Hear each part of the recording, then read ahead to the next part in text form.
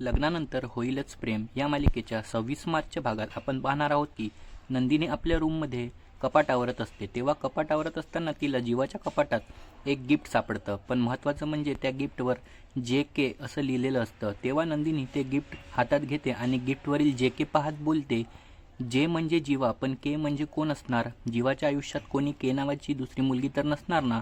त्याचवेळी जीवासुद्धा रूममध्ये आलेला असतो आणि त्या आल्याबरोबर जीवा नंदिनीच्या हातातील ते गिफ्ट हिसकावून घेतो आणि बोलतो, तुम्हाला मी कितीदा सांगितलं आहे की माझ्या पर्सनल गोष्टींना तुम्ही हात लावू नकाच जाऊ. तेव्हा नंदिनी सॉरी बोलते आणि विचारते, जीवा हे काय आहे? जे म्हणजे तुमचं नाव, पण के वरून कोणाचं नाव आहे? तुमच्या आयुष्यात कोणी मुलगी होती का जिचं नाव के वरून आहे?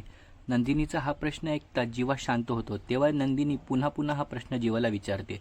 तेव्हा जीवा रागाने बोलतो, हो, माझ्या आयुष्यात के नावाची मुलगी होती. त्यावर नंदिनी बोलते, मग कोण होती ती मुलगी सांगा. तेव्हा जीवा आपल्याला शांत आणि विचारात पडलेला दिसतो.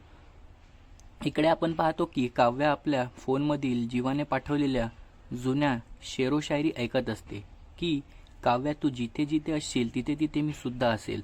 तू जिथे जाशील तिथे मी सुद्धा येणारच. हे ऐकून काव्या जीवाला आठवणीत आय लव्ह यू असे बोलते आणि आपण पाहतो तेव्हा तिथे रम्या येते आणि काव्या अशी हाक देते.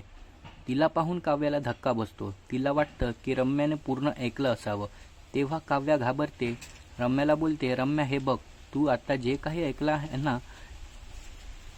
असं बोलून काव्या घाबरून शांत बसते. आता पुढील भागामध्ये रम्या काव्या आणि जीवाचं प्रेमाचं सत्य सर्वांसमोर आणणार का, हे पाहणे अतिशय मनोरंजक ठरणार आहे. लग्नानंतर होईलच प्रेम या मालिकेचे संपूर्ण अपडेट पाहण्याकरता आमच्या मालिका रंगमंच या चॅनलला सबस्क्राईब करायला विसरू नका. धन्यवाद.